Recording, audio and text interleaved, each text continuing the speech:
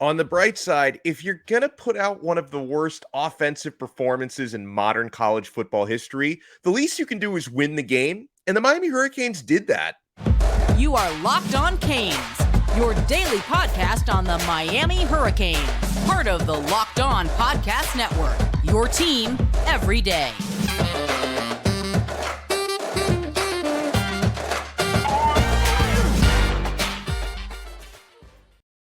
Happy Halloween. I'm Alex Donno, your host. I'm a University of Miami alumnus, longtime South Florida sports radio vet, contributor to allhurricanes.com. And thank you so much for making Locked On Canes your first listen today. We are available free wherever you get your podcasts and available free on YouTube.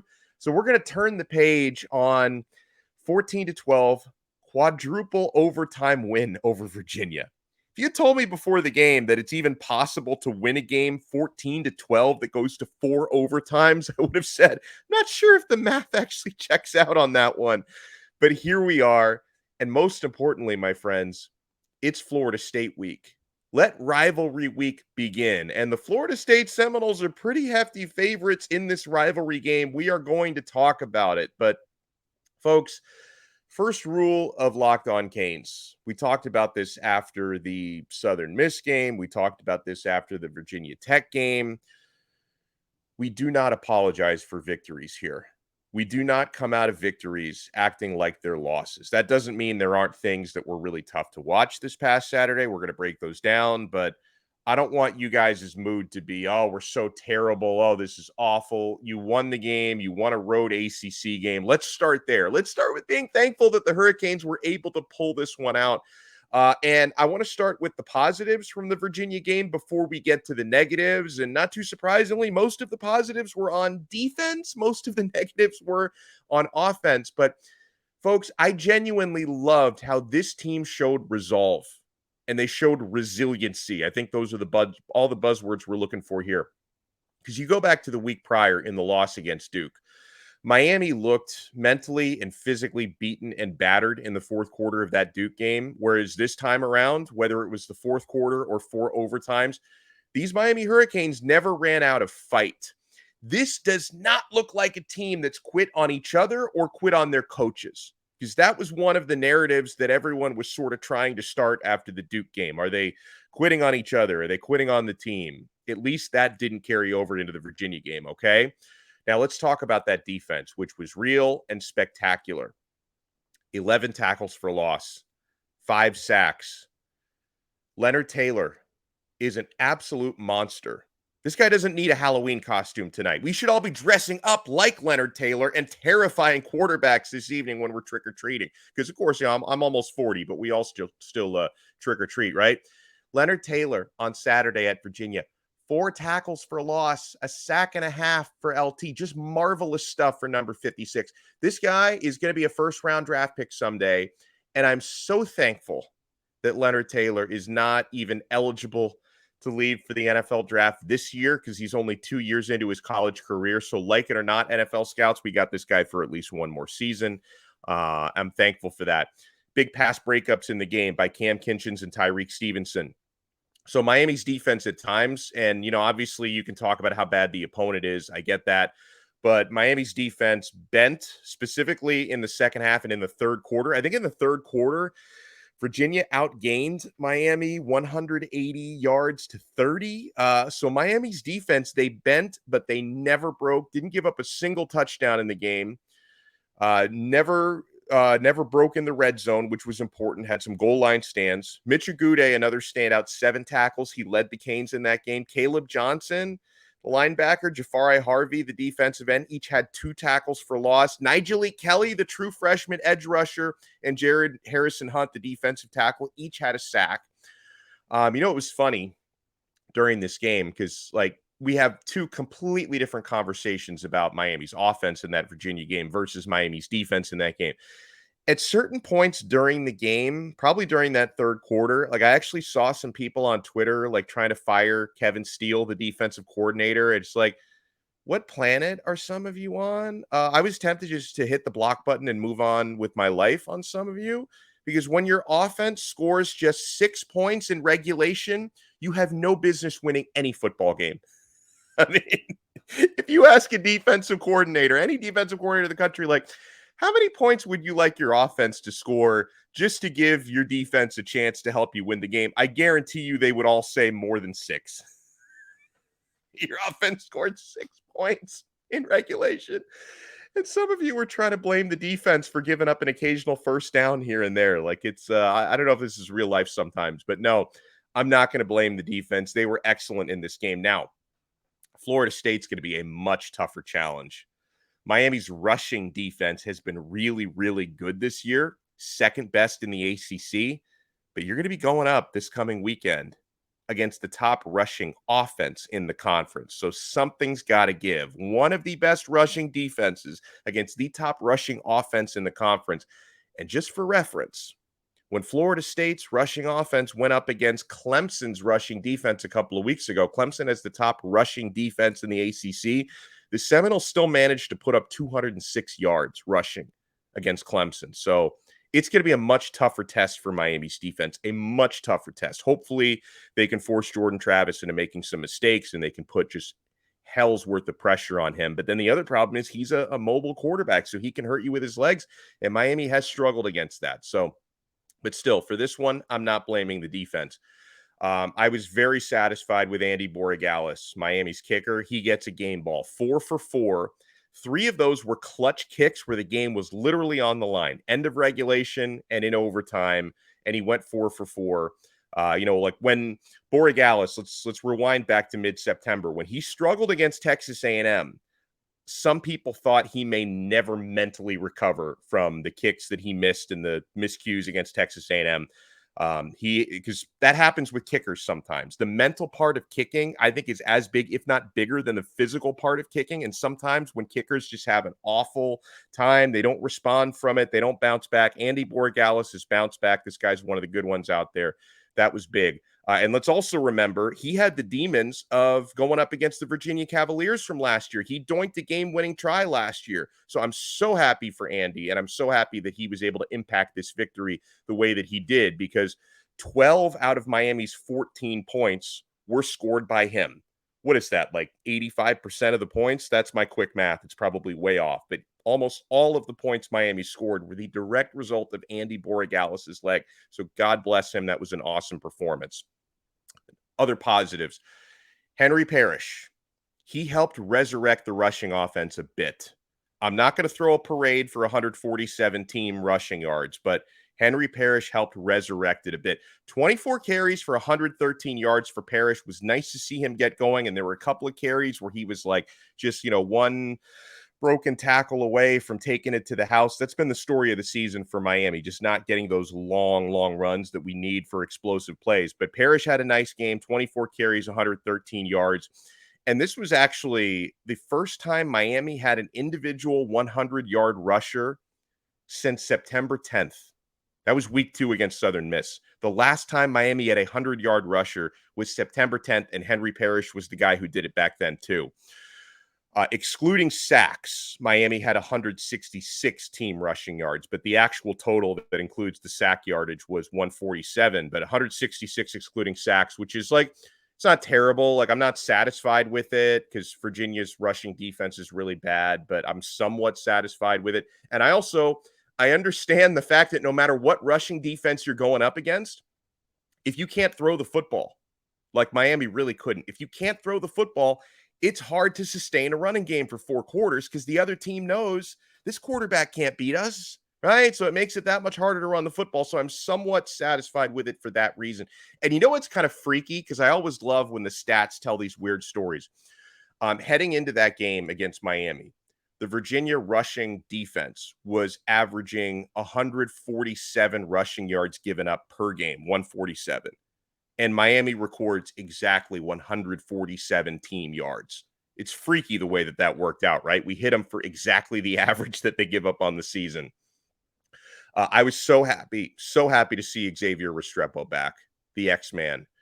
1 catch for 10 yards only, but he played 16 snaps in this game. I wasn't expecting him back last weekend. I'm so glad because, guys, it was so important, I think, for X to get the week head start before Florida State. Get him on the field, shake off a bit of that rust, because if Miami has any chance of beating the Seminoles, Xavier Restrepo is going to have to be a centerpiece of that, right?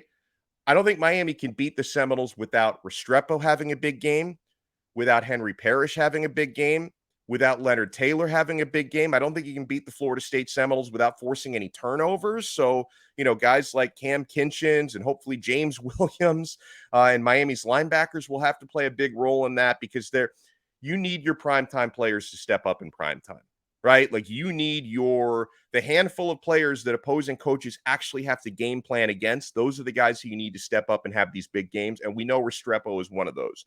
So he got back, played 16 snaps, caught a ball, shook off some of that rust. And I also don't want to beat around the bush because, if you're going to beat Florida State, we're going to talk about this more throughout the week. I don't know if you can do it without Tyler Van Dyke.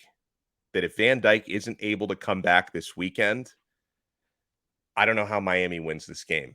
It's a rivalry game.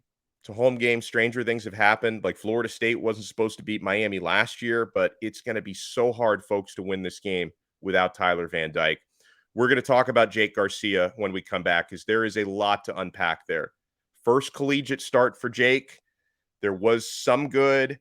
There was a lot of bad, right? So we're going to get to it right after we talk about the great folks at betonline.net. And dudes, the opening line is out for Miami hosting Florida State, and the Seminoles, 9-point favorites, almost 10-point favorites. That's 2 scores, 9-point favorites. The Miami Hurricanes are 9-point underdogs.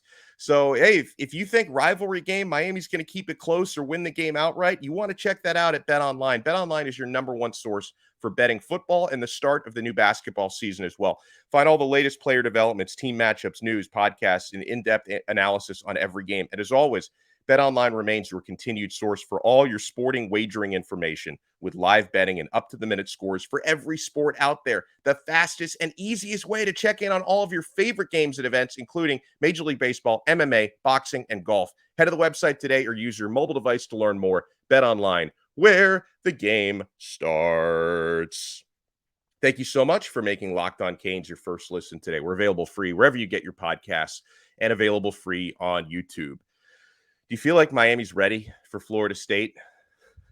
Are we ready for this? The defense looks ready to me. Leonard Taylor, he looks ready. Hopefully, Akeem Mesidor is going to be healthy again this Saturday. He's looked ready for most of the season.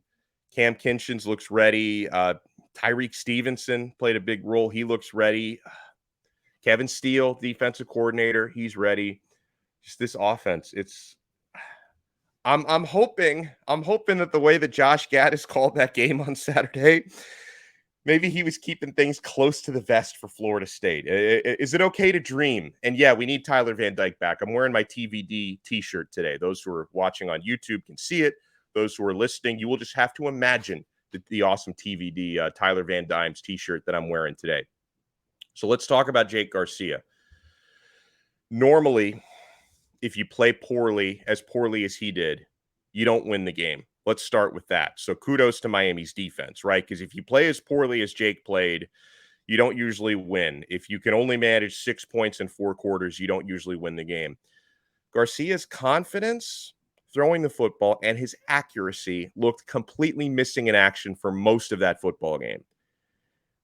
I think there are a lot of factors here, guys.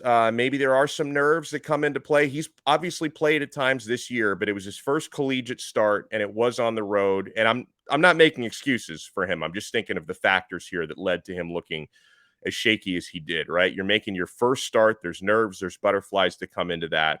I also think that taking all the hits that he took last week and getting sacked 3 times against Virginia made him extremely gun shy, because he looked like he was overthinking everything. He looked very hesitant. And clearly, with the way that final red zone trip of regulation was managed, they do not trust Jake's arm. 1st and goal from the 3, and you don't throw. They do not trust his arm right now. He doesn't read the field well at all. You could just tell he's thinking way too much out there, Garcia. When we saw him get some playing time earlier this season, right? Like when he came in and actually provided a spark against Middle Tennessee, and, some other sporadic times we've seen him even dating back into last year. He looked like he was just out there slinging it and not thinking about it. Now, I think he's completely in his own head. He can't get out of his own head. Jake Garcia actually graded out the very worst among every Miami offensive player on the Pro Football Focus metrics, just 47.9% grade for Jake. And downfield, the accuracy was not there. The timing was not there. The chemistry was not there with his receivers. Jake Garcia throwing beyond 20 yards downfield was just 1 for 6 in that game.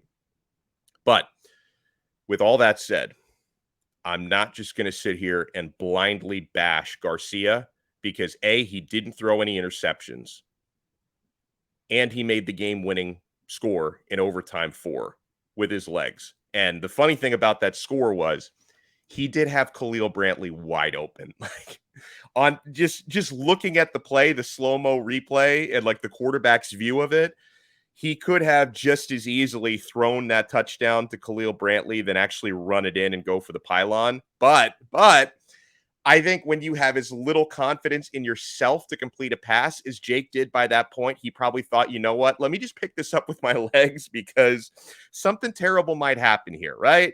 Listen, when you throw the football, a lot of different things can happen. Most of them are bad, right? He can have a poor throw. Khalil Brantley can drop it. It could get intercepted, right? Like a complete pass is not the highest percentage of thing that can happen there, especially with the way that Jake was playing to that point.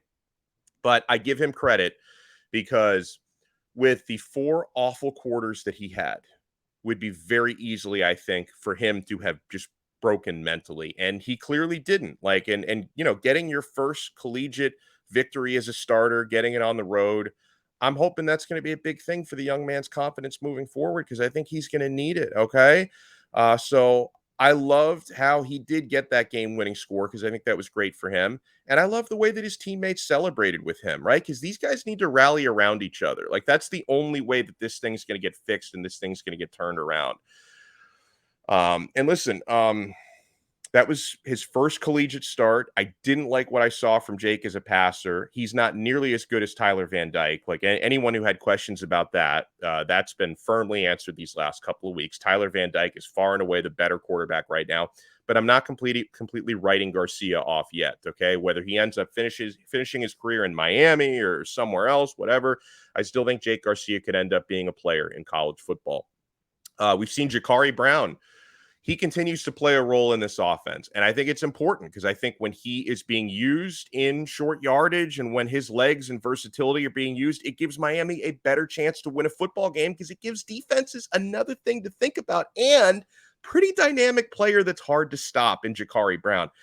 But I see some people saying that like he should be the starter for the rest of the season. Guys, I still have no reason to believe right now he can complete passes. Like, we have no evidence that he can, right? He one-hopped a pass that only needed to travel 10 yards through the air. It traveled 8. We need to give Ja'Carri Brown time. Obviously, he can be a weapon with his legs. We just don't have the arm there just yet. I think it can come. I think Ja'Carri Brown could potentially be a future starting quarterback at the U and a very successful one because guess what? A lot of the most successful quarterbacks out there are guys who are dynamic runners. And Ja'Carri Brown is that and can be that, but you need to be able to complete passes as well. So I want to see him continue to get more reps and even more passing attempts throughout the season. And for the 10,000 people who have asked me, no, I wasn't happy with Josh Gaddis, the offensive coordinator, because there can be, I acknowledge, there can be problems with players and coaches at the same time. It doesn't have to be one or the other. Josh Gaddis doesn't call plays in a way that gives anyone a chance to get in rhythm. No imagination, no tempo. And I think it was our guy BP who sent me some Twitter messages about the game, and he had a great term to describe it. He referred to Gaddis's play calling style as appearing to be planless. And I get it. Like, when you also are so decimated by injuries, it can, like, a lot of times people will look at play calling when that's not always the biggest factor in this. But at the same time, I don't think he does his offense enough favors to get these guys going and get these guys in rhythm. So, you know, Miami, they want their offense to be like Georgia. But when you don't have Georgia's players, sometimes you have to tailor your offense and call plays to disguise your deficiencies. And that's not something Miami does. And no, Gaddis was not the one out there missing open receivers, missing blocks, or missing holes. But there is blame to go around, I think, for players and coaches in this one. All right. Wow. Florida State Seminoles, big time favorites against Miami. This game means so much to me. If the Hurricanes are 2 wins away from being bowl eligible, but if you told me, Donno, the scenario is you're going to get 3 more wins this year, but the one that you're going to lose is Florida State, but you're going to make it to a bowl game and you're going to beat Clemson in that scenario, I'd say, you know what? No. I would rather win just one more game all year and it be against Florida State. Honestly, I would rather go 5-7 with a victory over FSU and miss a bowl game and then lose your final 3 games because after Florida State, you have Georgia Tech, Clemson, and Pittsburgh. I would rather beat Florida State, end the season on a 3-game losing streak with no bowl game, than lose to Florida State, win the final 3, including well, am I right on that? Because I'm thinking about this out loud. I'm going to stick with my guns here. I would rather beat Florida State and lose the next 3 than lose to Florida State and win the final 3 and be in a bowl. I hate Florida State that much, guys. I hate Florida State that much. I'd rather beat these guys 52-10 than win it on some wide right or wide left, because close games are obviously very exciting. They're not good for my cardiac health, but yeah, I'd rather get like a 20-20 style 52-10 in this one. But this game means so much to me. Any Miami fan, right? If you're an old school Miami fan, you hate Florida State, you despise the Gators, and you really, really hate Notre Dame. Not that they're a regular part of our schedule, but we play them. We have a cup of tea with them every now and then. So we're going to talk about what the Florida State game means and the way the odds makers are looking at it when we come back. Keep it locked right here to Locked On Canes. Thank you so much for making Locked On Canes your first listen today. We're available free wherever you get your podcasts and available free on YouTube. So our partners at BetOnline opened this one up at Florida State -9. The Seminoles are 9-point favorites on the road against the Miami Hurricanes, the 5-3 Seminoles who come off a blowout win against Georgia Tech. Basically expected. I mean, Florida State looked good in that game. Jordan Travis had a career game. Georgia Tech is terrible. We know this. Hopefully Miami can get a victory over Georgia Tech in a couple of weeks, but it was kind of expected. But Florida State did look good. They snapped their 3-game losing skid. So they opened the Seminoles 9-point road favorites. Guys, my guess on how this number was going to open, because I'm pretty good at this most of the time, my guess was 6.5. My guess was Florida State -6.5. Thinking about, hey, it's a rivalry game and it's a home game for Miami. I know there's going to be a lot of FSU fans there, but home field still means something in this rivalry. So I was surprised by 9. 6.5 or 6 seemed like a good number for me. -9 is a really, really big number. I want to see how it moves throughout the week. Crazy as it may sound, I would almost be tempted to take Miami +9, even though the Hurricanes are 0 for 7 now against the spread, because even though they beat Virginia, they didn't cover. Maybe if you were lucky enough to bet it at a time when it was Miami -2, you pushed, but I didn't see it -1.5 anywhere. So you didn't win your bet on Miami against Virginia. You probably lost it. You might have pushed it. The Hurricanes have not beat a spread all year. I think Miami +9, though, is a possibility. Some of you think the opposite way from me. Some of you think Florida State should be double-digit favorites. They've looked double digits better than us. I get it. Rivalry game, though, is the big factor for me. The shoe was on the other foot last year. Remember, Miami were big favorites on the road against Florida State. Florida State shocked Miami. So this -9 line for Florida State, one thing that I'm considering here is that feels like a Jake Garcia line. That it feels like the odds makers are maybe assuming that Tyler Van Dyke is not back this week. And if we do find out maybe later today, Monday, or midweek, or late in the week that Tyler is going to play in this game, I think that line will shrink a little bit to closer to a touchdown, or maybe even closer than that. Because honestly, I'm thinking about the difference right now between Tyler Van Dyke and Jake Garcia and how many points Tyler is worth. I think Tyler's probably worth at least 3 points compared to Jake. So if that -9, if that's a Jake Garcia line, I think that might shrink to about 6 if Tyler Van Dyke is able to play this week. But that is a big number, that 9-point number. A lot of you, though, think it should be double digits. Now, I think the biggest key for this one, outside of quarterback, because I can't predict it right now, is it going to be the Jake Garcia, Jakari Brown combo, or is it going to be TVD? That's a huge factor, of course. Defensively for Miami, can they stop the run against the top rushing team in the conference? Because the Seminoles lead the ACC, as I mentioned, 209.6 yards per game on the ground. The Hurricanes have the second best rushing defense in the conference. They give up just 112.7 on the ground, but Florida State did manage 206 rushing yards against Clemson. They've got at least 4 running backs that can hurt us and a quarterback that can hurt us on the ground. And throughout the season, we have seen Miami struggle to contain and stop mobile quarterbacks on the ground. So that's something we're going to have to watch out for this week. Oh, man, guys, we've got big plans throughout the week here on Locked On Canes. On Thursday's episode, we are going to have a crossover with Drizzy Drake, who hosts Locked On Seminoles. So should I trash talk Drake a little bit? I don't know. I feel like he can probably trash talk me. Florida State looks better than Miami right now, and they beat Miami last year. I'm going to try my best to trash talk Drizzy Drake when we do the crossover episode later this week.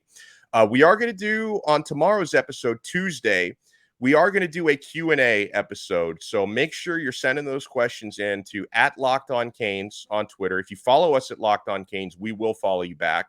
You can also send them to my personal at Alex Donno, Donno spelled Donno. Send us any Canes football comments and questions you might have for Rivalry Week. We'll talk about all the reasons why I hate Florida State throughout the week. We're going to have some other great guests as well. It's not going to be just Drizzy Drake joining us, although he is awesome. We're going to have some other, maybe some former Miami players will stop by as well this week. We're going to try to work some of that good stuff out. So yeah, make sure you hit the thumbs up button and subscribe, whether you're listening to us on Apple Podcasts, Spotify, Google Play, or you are watching us on YouTube. Make sure to subscribe to our channel. And folks, thank you for making Locked On Canes your first listen today. For your second listen, check out Locked On Sports Today. From the games that matter the most to the biggest stories in sports, go beyond the scoreboard and behind the scenes with local experts and insights only Locked On can provide. Locked On Sports Today, available on this app, YouTube, and wherever you get your podcasts. So we will talk to you guys again on Tuesday on another episode of Locked On Canes, part of the awesome Locked On Podcast Network. Your team every day.